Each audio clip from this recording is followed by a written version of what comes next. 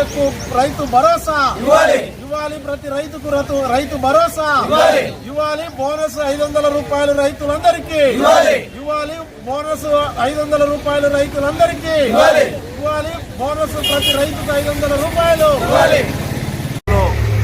ప్రజలు ఎదుర్కొంటున్నటువంటి సమస్యల మీద సిపిఎం పార్టీ ఆధ్వర్యంలో ఈ నెల 10వ తేదీ నుండి 17వ తేదీ వరకు ప్రతి గ్రామం తిరిగి ప్రజా సమస్యలపైన సిపిఎం పార్టీ ఆధ్వర్యంలో సర్వే నిర్వహించడం జరిగింది. ఈ సర్వేలో వచ్చినటువంటి సమస్యలని లోకల్గా స్థానికంగా ఉన్నటువంటి సమస్యల్ని పరిష్కారం చేయాలని చెప్పేసి కోరుతూ ఈరోజు మద్దిరాల తహసీల్దార్ కార్యాలయం ముందు రిలే నిరాహార దీక్షల్ని చేపట్టడం అనేది జరుగుతూ ఉంది.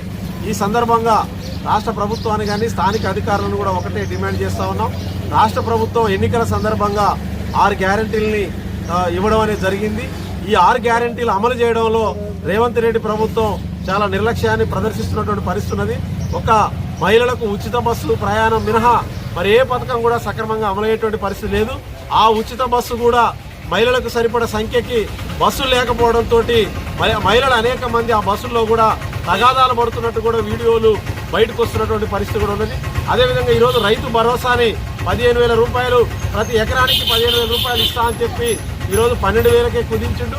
ఆ 12,000 రూపాయల రైతు భరోసా కూడా నేటికి ఇంకా అనేక మంది రైతులకు రాక కూడా రైతులు తీవ్ర ఇబ్బందులు పడుతున్నటువంటి పరిస్థితి ఉన్నది.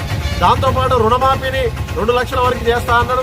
2 లక్షల పైన ఉన్నటువంటి వడ్డీలు రైతులు చెల్లిస్తేనే ఆ 2 లక్షల రుణమాఫీ కూడా చేస్తామని చెప్పాడు.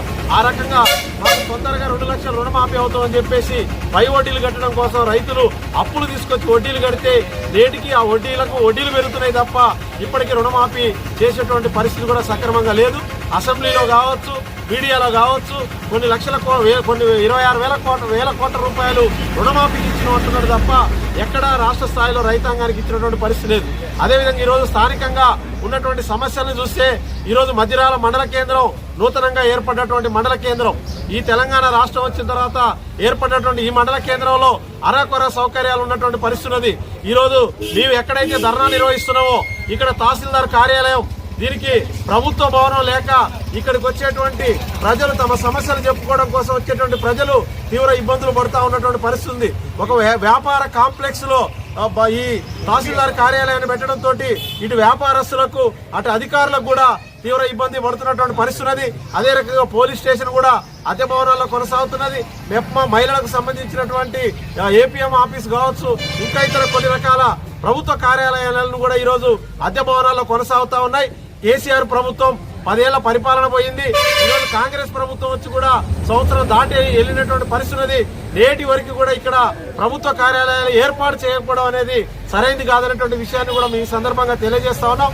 అదేవిధంగా ఈరోజు ఈ మద్దిరాల హెడ్ క్వార్టర్ నుండి ముకుందాపురం గ్రామానికి, అదేవిధంగా జీ కొత్తపల్లి గ్రామానికి, మాయలమడవ గ్రామానికి పోయేటువంటి రోడ్డు మొక్కల్లోతు గుంటలు ఉండటంతో ప్రయాణికులు తీవ్ర ఇబ్బందులు పడతా ఉన్నారు. ఈ రోడ్డుకు వెంటనే మరమ్మతులు చేయాల్సినటువంటి అవసరం ఉంది. ఈ రోజు ఏదైతే ఉచిత బస్సు మహిళలకు ఇస్తున్నామని చెప్పేసి ప్రభుత్వం చెబుతా ఉందో ఆ మహిళలకు ఇచ్చేటువంటి ఉచిత బస్సు ఈ రోజు చందుపట్ల గాని జీ కొత్తపల్లి గ్రామాలకు సంబంధించినటువంటి మహిళలు ఎక్కడ కూడా దాన్ని ఉపయోగించుకునే పరిస్థితి లేదు. ఎందుకంటే అక్కడ బస్సు సౌకర్యం లేక తీవ్ర ఇబ్బందులు పడుతున్నటువంటి పరిస్థితి ఉన్నది. ఈ రోజు ఎస్ఆర్ఎస్పీ నీళ్లు రావడం లేదు. వారాబందీ పేరుతోటి వారానికి ఒకసారి 3 రోజులకు కొనడం నీళ్లు ఇస్తున్నామని చెప్తా ఉన్నారు. మీరు ఇచ్చేటువంటి నీళ్లు ఈ పొలాలకు సరిపోక రైతాంగాన్ని మొత్తం పంటలు ఎండిపోయినటువంటి పరిస్థితి ఉన్నది. ఈ రోజు రైతాంగం అంతా కూడా దిక్కుదోసని స్థితిలో కూడా ఉన్నటువంటి పరిస్థితి ఉన్నది. కాబట్టి వెంటనే ఈ ఎండిపోయిన పంట పొలాల్ని పరిశీలన చేయాలి. ప్రతి ఎకరానికి 25,000 రూపాయల వరకు నష్టపరిహారం చెల్లించాలని చెప్పేసి కూడా ఈ సందర్భంగా సిపిఎం పార్టీ తరఫున డిమాండ్ చేస్తా ఉన్నాం. ఇటీవల మేము గోరెట్ల గ్రామానికి పోయినటువంటి సందర్భంలో అక్కడ ఉన్నటువంటి దళితులకు 20 ఏళ్ల క్రితం ఇళ్ల పట్టాలు ఇచ్చినటువంటి పరిస్థితి ఉన్నది. ఆ ఇళ్ల పట్టాలు ఇచ్చారు కానీ ఇంటి స్థలాలు పొజిషన్ చూపించడంలో అప్పుడున్నటువంటి అధికారులు కానీ ఇప్పుడున్నటువంటి అధికారులు కూడా ఎవరు కూడా పట్టించుకునేటువంటి పరిస్థితి లేదు.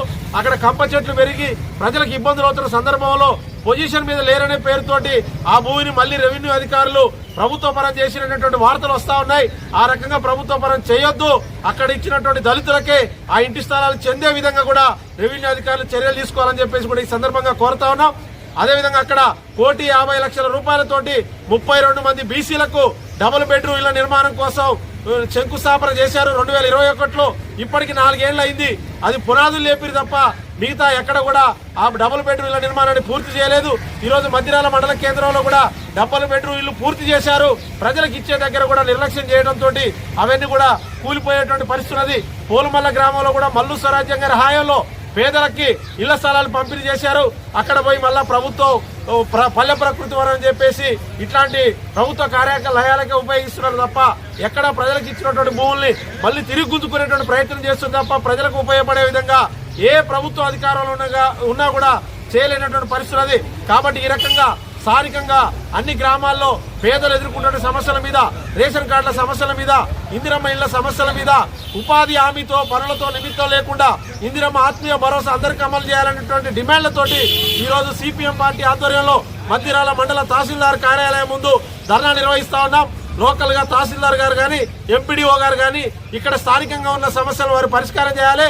లేని ఎడల రేపు 26వ తేదీ రోజు జిల్లా కలెక్టర్ కార్యాలయం ముందు కూడా ఇక్కడ ఉన్నటువంటి ప్రజలందరినీ కూడా తరలించి పెద్ద ఎత్తున ధర్నాని ఈ మండలంలో ప్రజల సమస్యలు పరిష్కారం అయ్యేంత వరకు ఎర్రజెండా నాయకత్వంలో సిపిఎం పార్టీ ఆధ్వర్యంలో మరిన్ని పోరాటాలు నిర్వహిస్తున్నటువంటి విషయాన్ని కూడా ఈ సందర్భంగా తెలియజేస్తా ఉన్నాం. ఇచ్చినప్పటికీ ఇప్పటి వరకు రైతులకు సంబంధించి రుణమాఫీ కాక, రైతు భరోసా రాక, రైతు భరోసా ఎన్ని ఎకరాలకు అనేది ఇంతవరకు నిర్ధారించకుండా రైతులు మినీ బ్యాంకుల చుట్టూ గ్రామాలలో తిరగడం జరుగుతుంది.